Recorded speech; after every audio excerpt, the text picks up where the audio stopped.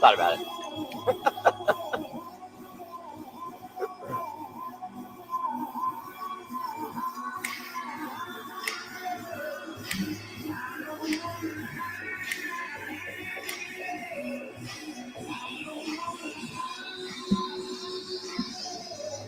Me, meow. What? I'm Raiders!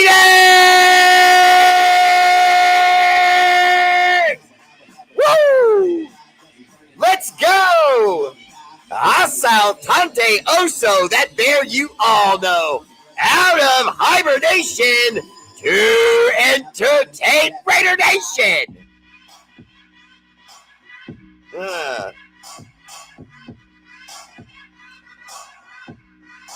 What's up, fam? Oh. Rockin' Raider Wolf tonight. It's turning. It's turning. Often imitated, never duplicated. That fool with no head that shouts like Ric Flair. Woo! The Raider Bear!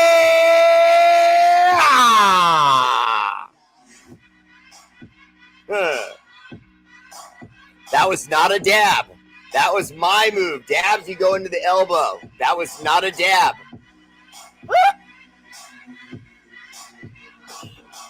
No.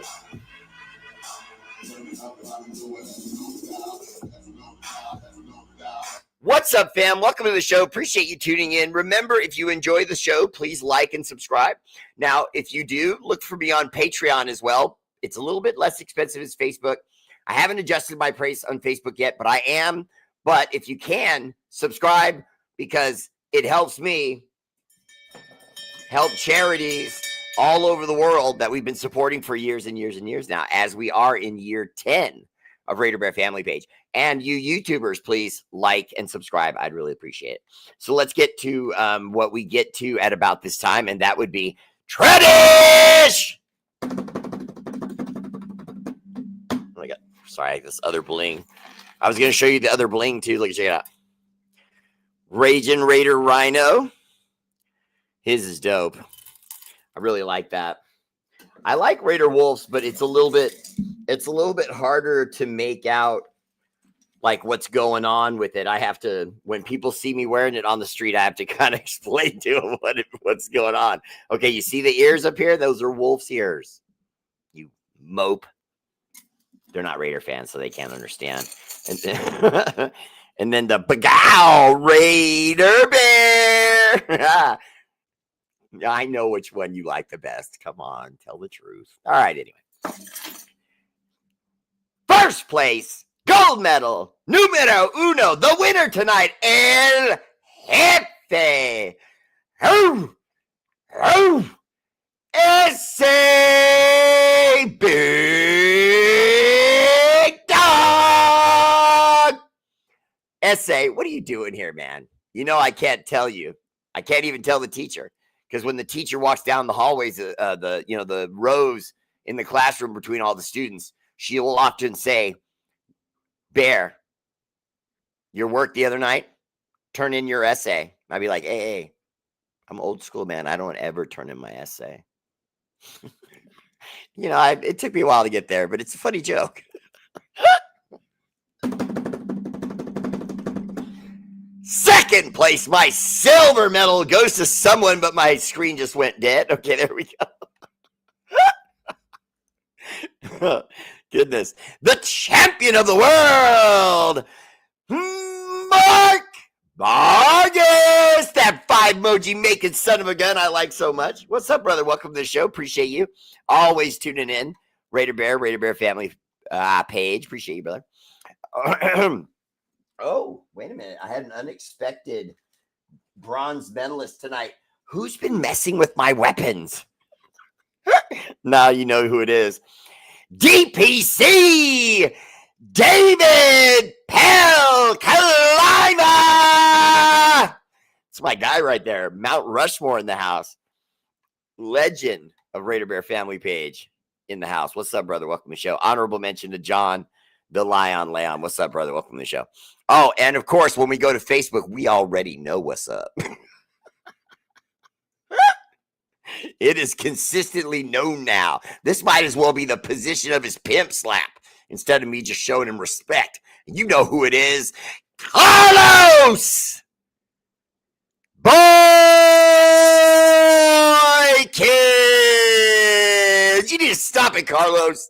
You have now officially started dominating for I don't know how long now. I'm very impressed because gold medal on Facebook is on lockdown. Second place, my silver medal goes to the G-Man himself, Jim Garrison. What's up, brother? Welcome to the show. Always there for Raider Bear. Appreciate you. And look at you in the gold and the silver medal round tonight. The G-Man, Jim Garrison. He kind of bounces around bronze, silver, gold. Bronze, silver, bronze, gold. It's kind of like that. How'd that go again? Third place, my bronze medal goes to two people. Steven and Mrs. Shaw.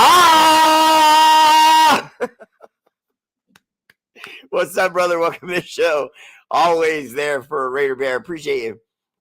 Honorable mention, of course, goes to LP, my guy right there, the sultry sounding son of a gun, who, let you guys win one today because I posted my show earlier than normal. So there you have it. Oh, another honorable mention to handsome Joe Holman. What's up, brother? Welcome to the show. Appreciate you. All right. Mike Henderson's in the house. I see all my usual peoples. Eric Bell, what's up, man? Yeah, it has been a while. Good to see you. Much love from Boston. I appreciate you. My nephew went to college in Boston and graduated. Although I apologize, I can't remember exactly which school it was, but it was one of your like prestigious schools. I can't remember which one it was, but he went there and graduated, and he loved it there. And you guys get a bad rap, I think, sometimes about racism. There's racism everywhere. You know what I mean? It's just everywhere. To say it's like greater in Boston, they had a reputation, I feel like, 40, 50 years ago. But I feel like that's softened a little bit. Part of it's sports. Part of it's the people integrating more and more as Boston gets older. And yeah. And because my nephew, like I said, my nephew went to college there for 4 years. He graduated. Never had a problem. Never had a problem. Never once. Never had anyone give him a hard time, call him outside of his name. Nothing. So that's just my story. Richard Freeman, what's up, brother? Welcome to the show. Richard Freeman the third. I, too, happen to be a third, brother. What's up? Welcome to the show. Nope, is that not it? I thought I turned it off. Oh, sorry. I thought I turned that off, and I did not. Let me see here. Richard Freeman the third. What's up, man? Checking in from Winnemucca, Nevada. What's up, man? If I missed your live stream, are you on Apple Podcasts? I don't know if I'm Apple Podcasts, so I would say no, I am not on Apple Podcasts. But you can get replays of me on YouTube. So check out my YouTube page. And please like and subscribe, Richard. It's been a minute, Bear. What if the F-up talk is Burrows could be coming along? Louis Holguin, you talking about the Joe Burrow speculation? Honestly, I'm a Raider fan. I don't really have time to say, gee, I don't know about really any quarterback. If the guy has a pedigree, if the guy's even somewhat proven, then I want to look at the guy. Now, if you said to me it's Kenny Pickett and he was still with Pittsburgh, I would have said, no, I don't want to go that route. That would be a waste of time. He may be available. He may have looked like he was going to be a decent prospect in school, but we've seen what he is now. He has little tiny hands, and he can't do much with them and needs gloves just to keep his grip on the ball. So no, that's not working for me. I honestly would look at Burrows just because he's shown some pedigree. He fought against the fact that he had a terrible offensive line, and he was yet still able to bring that team to the playoffs. And he played, pretty well throughout the regular season. I would look at him. We just all know he's made of glass. You know what I mean? But our number one priority anyway is what? Offensive line. I mean, yes, it's a quarterback. We got to get a quarterback. But I'm saying beyond that, it's offensive line. I would make my second and third picks offensive lineman. Now, mainly because this draft, in my opinion, is pretty deep in offensive linemen. We'll go into that in a minute. We'll also talk about the quarterbacks coming into the draft. We'll talk about that in a moment. But just answering this question specifically, I like Joe Burrows. I'm not a fan, you know what I mean? But at the same time, can he play? I think Joe Burrows can play. I love the attitude, you know what I mean? But, teams got tape on him. And whenever a team gets tape on a guy, the second, third, and fourth year, it can be tough on any quarterback. It was tough on him in two ways. They found out the tape on him, what his tendencies are, what he likes to do, and they found out that he's, not a sturdy guy. He if you hit him hard enough times, he usually gets hurt. Geno not playing is like a parade in itself.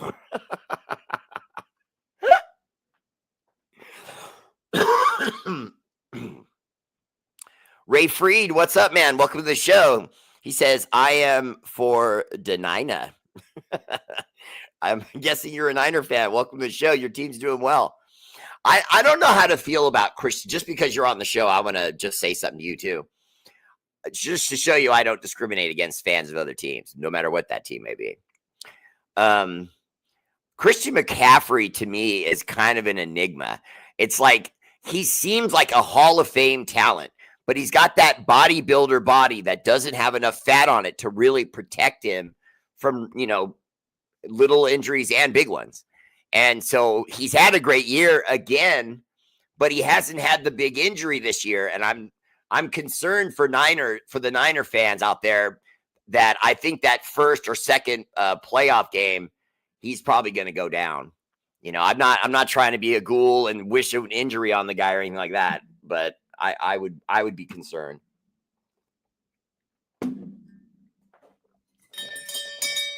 Steven Shaw! Hi, Mrs. Shaw! Appreciate the love on the stars, brother. I ring my bell whenever anyone contributes stars to the show because I appreciate it very, very much. Bobby Ware said, Bear! Let's see. We live 30 minutes from the Eagle Stadium. We're going to the game Sunday. It's supposed to be freaking cold and snow. Let's go, Raiders. That's my guy, Jim G, right there. Boston has always been pretty cool, but South Boston with the crazy Irish was a whole different story back in the day. Right on, Joe. I appreciate that. I'll say Burrows is a great quarterback, but he always seems to be injured. Well, Jim, honestly, I can't refute that, but I feel like if we built an offensive line around him, maybe he could do some things. Because if you notice, it does seem like the majority of the time when he gets hurt, he's getting hit pretty hard. You know what I mean? And I would just like to see the guy have a chance with an offensive line in front of him because we know the Bengals don't have one now, and they haven't had one his entire time there. And I think they were trying to shuffle chairs on that deck, and it turned out to be the Titanic. So, you were going to sink either way. Hendu, what's up, man? Let Geno go to Kansas City so they can have the problem. Yeah, I mean, it doesn't really matter if he gives them our playbook. We're going to have to change it again, with the kid coming in, because I'm pretty confident they're going to pick up a quarterback. Bear, which quarterback would you pick in the upcoming draft next year? All right, let's go forward to that. All right, so I'm looking at all the best quarterbacks in the country. I've already basically said I have kind of a thing for Fernando Mendoza. Now, there are those people who have Dante Moore ranked higher. They have him as the first overall pick. They have Fernando Mendoza as the second overall pick. Now, personally, I'm not saying that one quarterback's better than the other. I'm saying I like the body type of Fernando Mendoza. He's taller, not by a lot, but he's taller, and you can put a little bit more on that frame. Dante Moore, I like too. Don't get me wrong. I've got to see more tape as we go throughout this week. I'll watch more tape, and I'll make more of a decisive decision. I do not like Ty Simpson with Alabama. The only reason I say that is because I don't like Alabama quarterbacks, period. You don't really know what you have until they're on the field. The kid looks all right, but at only 6'2", at only 208 pounds, I'm a little concerned. Also, Dante Moore, by the way, the #1 overall expected pick, is 206 pounds, while my guy Fernando Mendoza is 225.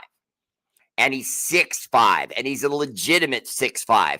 Not one of these guys that's 6'2", and they give him 3 inches to make it sound good. He's 6'5". You know what I'm saying? Whereas, is Dante Moore 6'3"? I got to do more research. But with Ty Simpson of Alabama only 6'2" and weighing in at only 208 pounds, I don't like it. All right, now let's just go down here for a second because I just want to throw a couple names at you. Jaden Malava, 230 pounds at 6'4", and yet still ran a 4.75. And by the way, let me give you the #1 quarterback rankings, okay? 89.6 is the score they gave the first quarterback. Fernando Mendoza was given an 89.3. Ty Simpson, the third ranked, is an 89 even. So pretty close there. 89, 89.3, 89.6. When you get to fourth, it drops down to 86%. Still very good. And then you have Jaden Malava at fifth best at 86.3. I'm kind of looking at that guy. And then look at what the scout wrote in just the little synopsis. The film does not lie about Maivia. He has the arm to make every throw in the route tree, and when he sets his feet and rips it, the ball explodes. Now, I'm sorry. I kind of like that, and I kind of like the fact that he's got that build. You know what I mean? You know how Tongan, Samoan, Hawaiian guys are. They're all, they've got the potential. You don't see too many skinny ones. You know what I'm saying? So I don't know. I kind of like that guy a lot. I like the odds of him being a good quarterback. And Kevin Kahuhano is here as I'm saying this. But see, I picked the island boy. I really, though, Geno, a.k.a. Jamarcus Russell 2.0, was really going to do something. But next, Roger Rother, personally, I thought he was too. And when I'm talking to my audience, I have a habit of reminding them, when I'm right, I tell you, but when I'm wrong, I take my lumps. And I was wrong about Geno Smith. I felt like his partnership with his coach and Pete Carroll and what they did in Seattle. And don't forget, while in Seattle, Geno Smith was there for 3 seasons, and he had 2 winning seasons out of the 3. And the third one, which was the worst season, was when he knew he wasn't going to be on the team anymore. He knew he was going to have to fly and buy a new home and have a new coach and all those things. And then he lucked into the fact that Pete Carroll came right behind him to the Raiders. But it didn't work because Pete wanted to run what Pete wanted to run. Wow, I'm sorry, guys. I got all these alarms on here, and I'm trying to turn this off so that it doesn't do that, but it's not going to allow it because it's just giving me a hard time. Okay, there we go. Now it won't give me a hard time. All right. Oh, Steven, she said hi. Nice. Hi, love. Okay, so I really, we said that about Jamarcus. Thank you, love. I don't really need that right now. I actually turned it off, so it's no big deal right now. But thank you, Mama Bear. Always watching out for Raider Bear. Stunning. I know, right? It's almost not fair. The life I live. Tony, make it dip. What's up, brother? Welcome to the show. I watched Indiana beat Ohio State. I thought Mendoza looked good. I'd take him in Vegas. Let's go. Honestly, that's kind of my guy. You know what I mean? Maivia, I'm also, I'm saying, hey, I wouldn't hate that pick. That's all I'm saying. I don't feel like you always have to go for whoever's #1 or whoever's #2.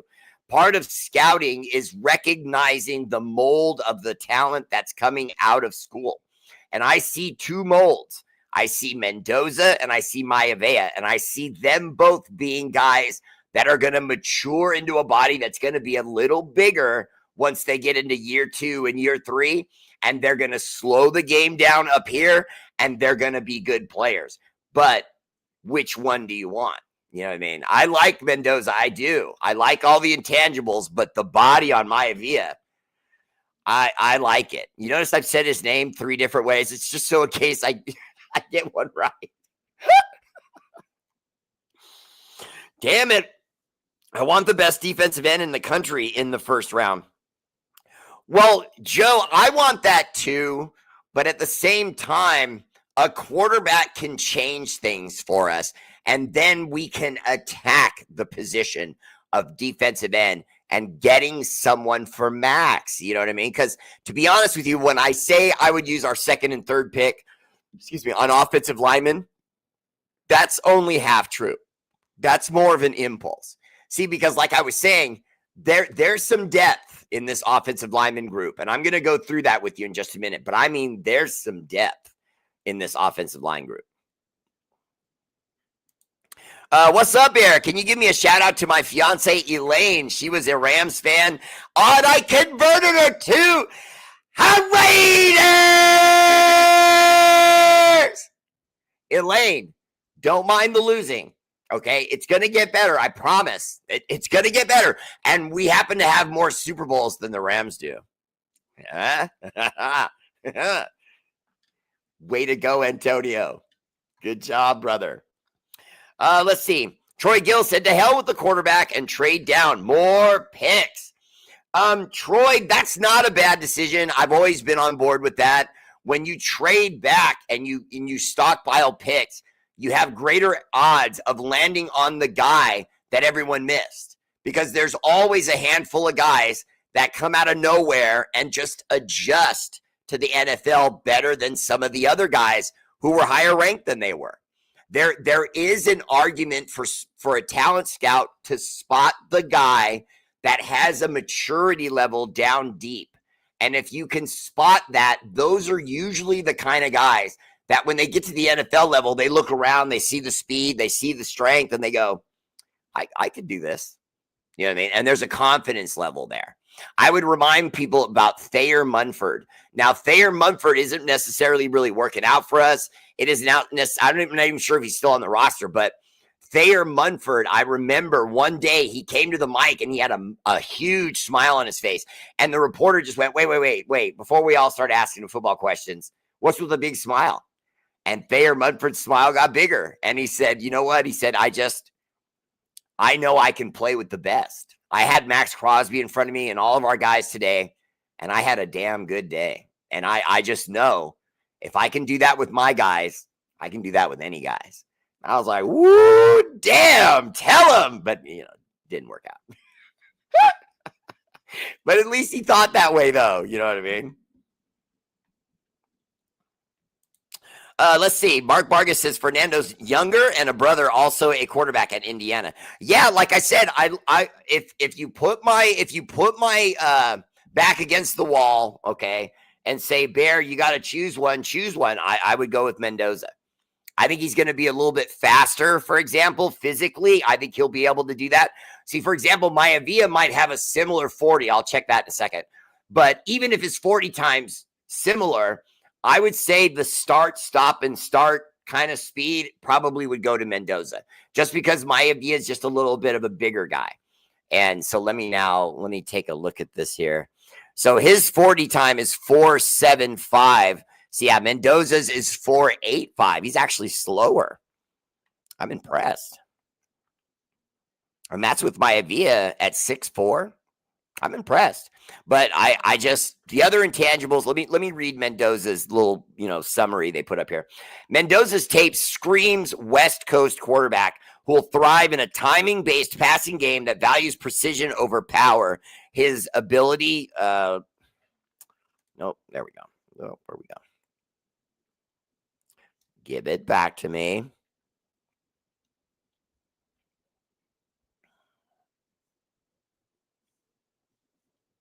The 6'5", 220-pound quarterback earned 3 ACC Quarterback of the Week honors while completing 66% of his passes during his Berkeley tenure, all while maintaining a Pac-12 Academy honor roll status. So he's smart, too. Let's see. Throws with surgical precision between levels, threading windows that don't exist for quarterbacks, lacking his touch and anticipation into intermediate routes. So I like the kid. Everything I'm reading, I like. Mendoza, just nice. Let's see. Good evening, Raider Bear. Nice hat. Appreciate that, Arthur Munoz. Well, Mark Vargas Geno was a bust, and then he rehabilitated his reputation in Seattle. He had 2 back-to-back seasons with them where I think one he made the Pro Bowl.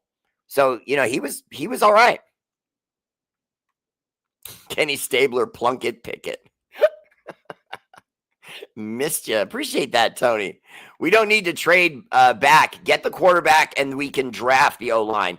Yeah, the O-line stuff, let's just go into that now. I was really impressed with that. So the number 1 ranked offensive lineman they have ranked is Spencer Fano. Now, he looks great. He's not, in other words, I like offensive linemen that are big as opposed to wide and they're just fat and can move their feet. I like guys that have genuine size. Now, you've got Spencer Fano at 6'6". You've got the number 2 ranked guy, Francis Maguo, Mauigoa. Francis Mauigoa. I know I'm saying it wrong. Give me a break. I still try. 6'6". And third place, Caden Proctor. Much easier name to pronounce. He's the 3rd ranked guy at 6'7", again, out of Alabama. Now, all of those guys, nice builds as far as bodies. 302 for Fano. Malagua, whose name I'm butchering relentlessly, is 315 pounds. And Caden Proctor, banging the scales at 6'7", the tallest, and 360, 6 pounds. 366? Damn, just a chicken wing off of 400 pounds. But, not bad. I'm looking at his 40 time, a 5'10". That's basically right around what you get from a lot of the, your bigger linebackers. So not too bad. But Fano actually broke 5. He ran a 4.90. So for an offensive lineman, that's fast. Now, but let me go into what I really wanted to get you guys excited about. Now, the overall rating, instead of us going into this and that, because I could find you all the minutia about which offensive lineman is a better run blocker as pass blocker, or better pass blocker as opposed to a run blocker, et cetera, et cetera. We'll go into all that minutia later. But for now, another show. But for now, overall rating, okay? Number 1, Fano is a 90. Number 2, Francis is an 89.8, right on his tails. Kevin Proctor, again, right on his tails, 88.2. Then you have Jennings Dunker, okay? He is a 87.6. Then Isaiah World, 86.7. You notice we're dropping, but we're not dropping out of the 80s, okay? Let me take you all the way down to 11th, 84.7. Okay, then what you could call potentially the next round or the next day would be Drew Shelton at 84.7, Monroe Freeling 83.7, 83.3 for Blake Miller. Let's see, Boston College, we have Jude Bowery at 83.3, JC Davis, 320 pounds, 6'5", 83.2, Boise State, Casey may have played with Ashton Genty. You never know. 316, 6'5", 82.3. And the list goes on into the 80s, all the way to the 24th offensive lineman to pick from. So I'm impressed with that. I think that there's going to be a handful of guys in this draft that can really play and can help the makeup of our team really fast. Add to that Carlos Rogers that we got in this last draft, and the other kid, I forget his name now, but he's been all right too.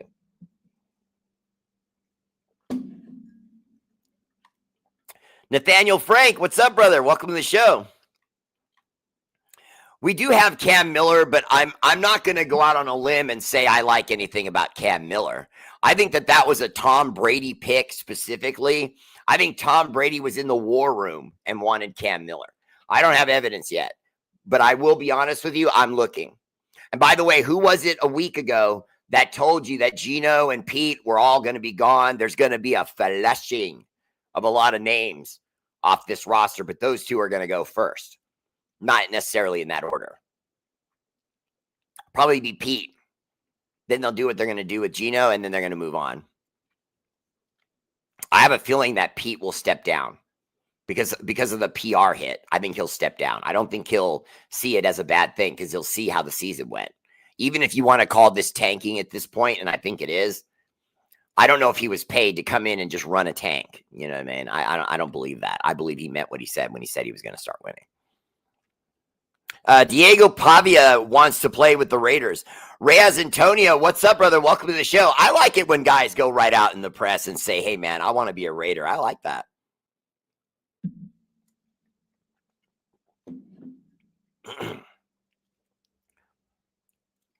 Jim Garrison.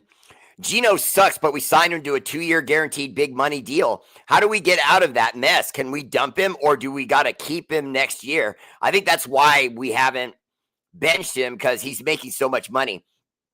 Well, we're not going to bench him. They'll end up cutting him or letting him go, and they're going to eat the money. It's just going to go into dead money. I don't have a better answer than that. I just know that that's what's going to happen. Mumford is with the Giants or the Patriots. I forget who, but I just noticed he's been off our team since August. Steven Shaw! Just heard my intro. How put foots in you. Let's draft Mendoza and draft his little brother as our backup the year after that. They are both on Indiana right now. Oh, okay. I don't mind that. That would get competitive, though. Tony, make it dip. I appreciate the subscription, brother. Appreciate the love. You know, honestly, Tony, make it dip. I appreciate the subscription and I appreciate the statement. I know he is. Brady has pretty much all but said he's a prototypical me. Brady is endorsing him as being a version of him, a guy that isn't the greatest athlete, but up here and technique are going to make him a winner. That's what he sees in Cam Miller. And I can't necessarily argue. The one time we saw Cam Miller, he threw a pretty nice touchdown. Here we are yet again, hoping for a game changer in the draft. Is that what we do? I'm not saying necessarily, but try to remember the Chicago Bears were in the crapper. They were losing games left and right. They were a laughing stock. They went out and took a chance on a young quarterback, and he's panning out. He's got a big arm. He's making plays and winning games. You know, he's turned their franchise around. Now guys want to go there. Speaking of guys that want to go there, Henry Ruggs is still trying to get back in the door. He made another pitch to potentially become a Raider. I think the real reason he's to come back to the Raiders, I think the real reason he's doing that is because the PR hit. I don't think any other team wants to take it. I'm not saying that he's not being honest when he says he wants to be a Raider again. He probably does. That's who drafted him. We're the team that showed him the most respect. But I also think that's the path with the least obstruction. Do you understand what I'm saying? Whereas if he tries to go anywhere else, they're going to say, we're going to take that guy that was a Raider that killed someone. You know, I just think that's unavoidable no matter where he goes. But with the Raiders, I think the path is smoother for Henry Ruggs. I don't think it's going to happen, but I want to give my opinion of what I think should happen. I want to make a note and just say mentally, Henry Ruggs made a massive mistake. I don't know if he was drunk. I've never really heard anything said about his alcohol level. And I'm not saying that it wasn't reported. I'm just saying I don't remember there being anything about alcohol mentioned, like he was drunk. I don't remember that. I don't remember if they got that on him. But I bring that up to say if he wasn't drunk driving and was just going fast and he was tired, there's levels to this, but it's still wrong. He ended a person's life. You know what I mean? I'm not saying that we should get in the way of the man's ability to make a living, but maybe he needs to make it another way. Should we throw Laki Tassi out there for a play or two? Tana, honestly, I think we should. I always like the idea of finding out what you have. Tony Make a Dip said he heard that Gruden may come back. I think Gruden wants to come back because he likes to coach. He likes working both with young men that he can show his knowledge by drafting in the draft and things like that. He likes working with veterans because he's been out of the league so many times for so long. So he's understood now how to have a relationship with either young guys or older guys. He's forgotten a lot of football than a lot of guys will learn. Having said that, character means something, and I think his character is in the toilet. I think his character indefinitely looks bad. And just like I'm saying, I don't think Henry Ruggs can get another shot. I don't think John Gruden should get another shot. I just don't. I think there's a price to be paid for the things he did and the things he said. And they were greater than just insulting people. He said homophobic things. He said racist things. He said disrespectful things to the commissioner, but not to the commissioner's face. Tried to hide it from him. And then he stumbled on it into after an FBI investigation, which that's not on Roger Goodell. Because remember, those emails had been written quite a lot prior and were just sitting there. And then because of the FBI sting, the emails got exposed. That's not on Goodell. That's on Gruden. Conduct unbecoming of the shield. You know what I'm saying? Pickett the starter on Sunday. I don't know how they're going to handle that. I know AOC has been cleared to play, but for whatever reason, they're not playing him. I think that they may, in fact, be in full tank at this point. I think we're in full tank at this point. Statistically, right now, we have the number 2 pick locked up. If the season ended today, we would have the number 2 pick overall. And they know that upstairs. And they're going to want to pick someone at quarterback that they think could be the next guy. I'm not even necessarily sure Mendoza's the guy. He's the guy all the scouts think is the guy. He's the guy lots of fans think is the guy. But that guy that's got the eye, the experience, that knows to look for what are his talents, what is his character, what are those intangible things that you have to look for that show a guy that either when he gets there, he can handle it and he rises, or he gets there and he's Gino Toretto and he can't handle it and he falls. Or Ryan Leaf. Guys with massive expectations. Did massive things in college. And then, you know what I mean? Remember Young with Texas? I mean, had everything. Literally every tool. Cannon of an arm. Super fast. Physical specimen. Could run all game. But couldn't stay out of the strip club. I mean, it's true. I love the idea of having Ruggs back. I could see some fans feeling that way, but I just think the PR hit's not worth it. That's an Al Davis move. Well, it would definitely be up to Al Davis, yeah. But I don't think that even he would see that as, yeah, I'm going to be a Maverick and make this move. Ruggs is not getting out soon. He just moved back to a medium custody facility from a low custody facility. Okay, I didn't know that. I appreciate that, Kevin. Kevin reporting for us over here. All Geno's fault and no mention of O-line sucked and wide receivers suck and Brock is only one weapon we have. Well, Troy, although all of those statements are correct, there are other teams that have the same sort of problems we do, and they don't only have 2 wins. Handsome Joe Holman for defensive ends. Check out Keldrick Falk out of Auburn, 6'6", 285. Let's see, or Ruben Bain out of Miami, 6'3", 275. Okay, and fast. Remember the Raiders were the team that took the unwanted. Well, yeah, I mean, and I'm good with them still doing it. You know what I mean? We kind of did that with Pete Carroll because I guarantee you that's not who they wanted. We settled on Pete Carroll, but that's not what they wanted. David Fowler, what's up, brother? Welcome to the show. And as an Aussie, would love to see Lockie Tossie get a crack at it. Well, and David, here's the problem. Lockie Tossie is a very good kid, very physical, very ready to play. And when he puts his hands on guys, they don't usually get away. The problem is there is multiple videos of offensive linemen having to push him in the back to tell him, this is a run play. It's your gap. Get up the field, find the linebacker, and put him on his back. And he would be like, oh, okay. And then the moment he'd have impact with the linebacker, he'd be blocked. And then other times, because his offensive line had to tell him, he wasn't able to recover quick enough because the linebacker was already blitzing over his shoulder, and he was like, whoa, trying to catch up. So he's making rookie, young guy mistakes. And he's a combination in the worst way. He's young, he's a rook, and he has absolutely no experience with NFL football. He's, your guy, he played rugby.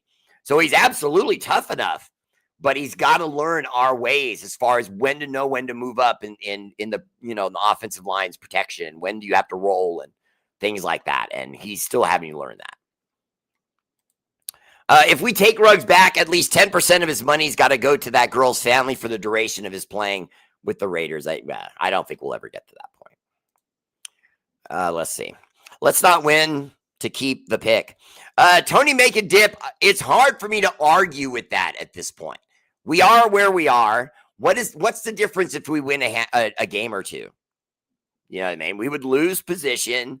We wouldn't really have an opportunity at the best quarterback. We would have to go back to what I was saying, where you would have to scout the hell out of these guys and just pray you pick the right one and you elevate one of them. I don't believe in waiting until the third pick because a quarterback's rated as a third, round guy. Some other team's going to swoop in and take that guy that knows how valuable quarterbacks actually are. They're franchise guys. Every single one that you bring in, you're saying, here's the opportunity to be the franchise guy every single year. And so to me, you got to get your quarterback in the first or the second round. No later. If it's later than that, now they've been rated out of the potential of being a starter. You know what I mean? You need the freakish athletes. You need the guy that put the numbers up in school. And then what are his intangibles, et cetera, et cetera. The only team ahead of us is the Giants, and we play them in a few weeks. If we're in full tank mode, we could have the number 1 overall pick. I don't know necessarily, Andrew, if having the number 1 overall pick is necessarily that big a deal. Now, the reason I say that is because whether you get Dante, Thomas? I'm always forgetting his name. Whether you get Dante Moore, or you get Fernando Mendoza, not really losing too much. You know what I mean? It's sort of Superman or Batman. Who do you really want? I think Dante Moore is more of the Superman, a little bit more of a physical quarterback. I think Fernando's the Batman, a little bit more cerebral, still able to be physical, run a little bit, but not like Dante Moore, in my opinion.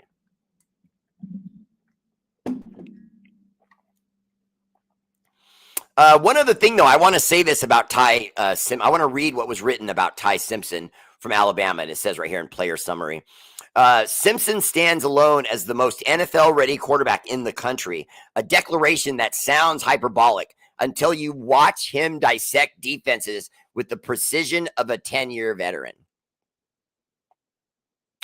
Might have spoke too soon on Ty Simpson. That's a big statement. And he's essentially saying up here, he's the most NFL ready. Now, what does that mean? It means he can read defenses. And a lot of these guys come in and they don't really know how to do that because they don't have to know how to do it because they're playing small schools that are just running all sorts of blitz packages and prevent defenses that you can pick apart with ease if you're a halfway decent high recruit going into the NFL. So that's why I don't go off tape. I go off their physical intangibles. What are their tools and were they pedigree? So in other words, I guess what I'm trying to say is whether we got Dante Moore, the number 1 overall pick, Fernando Mendoza, the number 2 pick, Ty Simpson, the number 3 pick. Then we go down. The number 4 pick, Garrett Nussmeier of LSU. Listen to this. Nussmeier enters the 2025 as a prospect whose NFL future hangs on 2 critical questions. Can his 200-pound frame withstand the punishment of NFL guys? So see, he's smaller at only 6'1" and weighing in at 205 pounds. Now, if you say 205 pounds, that's not bad. He's over 200 pounds.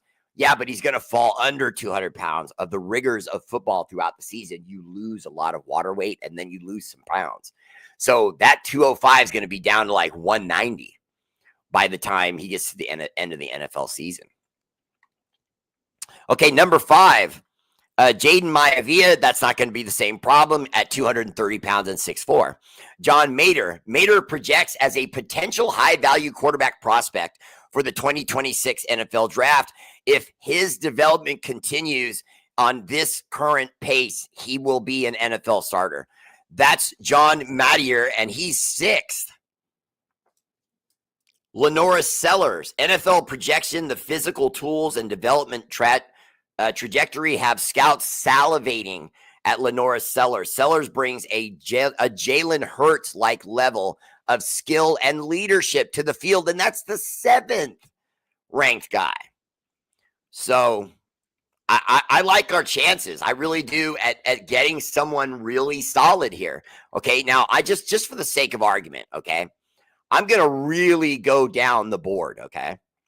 I'm going to take us all the way down to the 28th pick, Kevin Jennings, 79% overall, 6'4", runs a 4.6 even.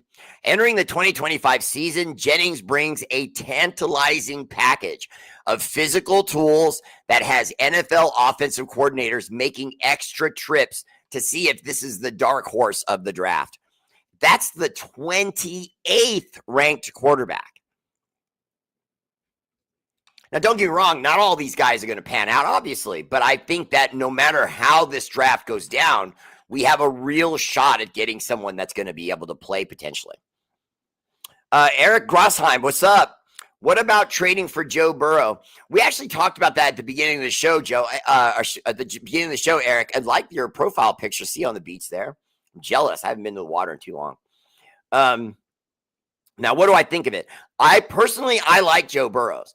And I had one of my other audience members basically, remind me that, we're the team that has taken on projects that look like they might be on their last legs, and we bring him in and we get something from him. Who has the better attitude as a quarterback that's closer to what we see than Joe Burrows? I mean, Joe Burrow is a cocky guy, man. He would fit Raider Nation perfectly. Now, I've seen that cockiness tail off because he's been getting hurt, but I think it would come right back if we put a nice offensive lineman in front of him and we get to work. Let's see. Tanamoku said, I saw somewhere that if we win just one game, we go back to the 7th or 8th pick. Is that right? Yes. But it may not be quite that far, but yeah. I would say probably at the very minimum, we would drop to the 6th or the 7th. Maybe not 8th, but we would probably, it's just as bad. Anything between 6 and 8, you're still going to get a decent quarterback, but there's a chance that at least the top 3 guys could all be off the board at that point.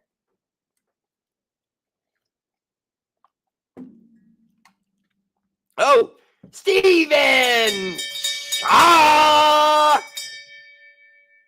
and Mrs. Shaw. Appreciate the love, brother. All right, so now let's just get back to that just one more time. So we looked at the linemen. We've been talking about the quarterbacks, but I mean, the depth at linemen is amazing. I mean, there's guys in the high 80s, mid to high 80s, almost 90s until you get to, we've got 85 and up all the way down to the 9th pick, 85.1, and then it finally goes to 84.8 when you get to Caden Green. Okay, teams will covet Green's blend of nastiness and technical ability in the interior offensive line. He brings a day one starter potential with him, and that's the 10th offensive lineman. You know what I mean? On what's a pretty big list. Let me go down here. Yeah, way down here. Let's go way down here. Okay, number 40 offensive lineman overall, Bram Walden, offensive tackle. That's Arizona State Sun Devils.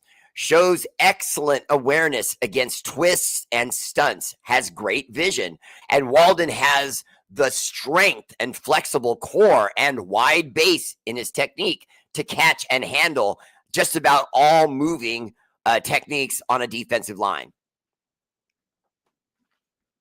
How did that sound? He's 6'4", 305 pounds. A little on the smaller side, but not bad. 6'4" is still pretty tall, but 305 is pretty light. But at 6'4", he could probably put on a few pounds. So I don't know. I see. Oh, and he runs a 4.95 40. Damn. I mean, that's running like the linebackers. That's not bad. Not bad at all. Not bad at all. All right, let me see here. So, yeah, man, look at this guy. Cortland Ford, UCLA, 6'6", 315 pounds. Does a nice job on the second level. He's very athletic, moving upfield quickly and showing the flexibility and balance to land blocks in space. An excellent offensive lineman. Cortland Ford, he's 37th. You know what I'm saying? I mean, it's just insane. Insane the quality of guys that are going to be coming out at offensive line. I know everyone was thinking about defensive line too. Maybe some of the edge guys. So maybe we'll cover that. Oh yeah, I've only got a few more minutes. We'll cover that more intense tomorrow night. I'll bring up some of the edge guys. But right now, I'm already seeing number 1 ranked Ruben Bain Jr. Let's see here. Number 2, Peter Woods. Okay, Clemson. And let's see, Keldrick Falk. Looks like he's Arizona University as well. Falk hits the bill of a true defensive cornerstone, capable of transforming a front seven from day one. His exceptional blend of size and power and surprising movement skills are very impressive. 6'6", 285 pounds. Wow. Okay. Peter Woods, now is 6'3". He's a little bit shorter, but he makes up for it at 315 pounds. And then let's see, 6'3", 275 with Ruben Bain Jr. I don't like that. Ruben Bain Jr. might be the number 1 ranked guy in the country, but 275 is a little bit light in the butt at 6'3". Well, I mean, it's big for 6'3", but that's a little bit light in the butt for a defensive lineman, defensive end. Let's see. The resurrection of Ruben Bain from injury casualty to the draft's potential crown jewel represents everything evaluators dream about finding in a defensive end. I don't know. And they have him far and away number 1. They have him at 93.1 as his overall rating. And then with Peter Woods, who's the number 2 guy, he falls out of the 90s. That's at 89.5, which is good, but this is not a deep class for defensive end. I'm already at 86 for the 12th ranked guy. Let's see. 13th, 86, comes all the way. Stays in the 80s, though. Derek Moore, Michigan. And he's nice. Raw power matched with lightning quickness off the edge defines Moore's game, but technical refinement stands between him and consistent play. Okay, we'll see that. Now you're starting to see the critiques in there, too. But he was 24 ranked, so that's a lot of guys that'll be available. I could still see us getting a nice player. I really could. Oops. Give me that raw. Yeah. And then, wide receiver and so on. I mean, to me, wide receiver and so on, those kind of things kind of take care of themselves. You know what I mean? Especially when you consider the draft. I mean, even an average wide receiver can still be, I've been surprised that we haven't done more with Trey Tucker. I really thought Trey Tucker was going to have a nice season for us this year. I really did. And we just couldn't get him there.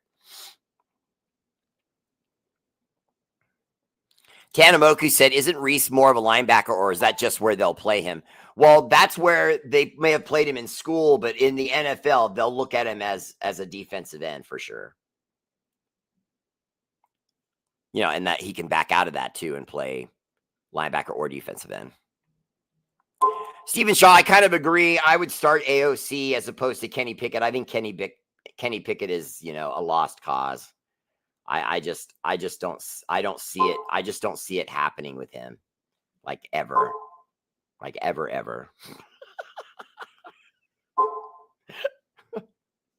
Yeah, I got so many messages coming on. I'm like, thank Jesus.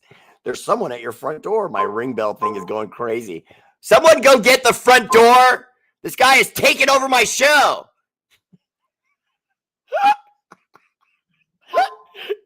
Jeez. Who is this guy? All right, that's my show. Much love. Shout out to our armed forces, Army, Navy, Air Force, Marines, National Guard, Space Force. Would you get out of here, sir?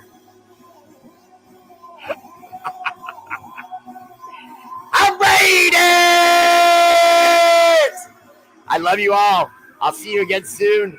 Raider Bear family page. Don't forget, like and subscribe on YouTube and Patreon. You'll be helping the show out a lot. I love you, and I'll see you again. Raider Bear family.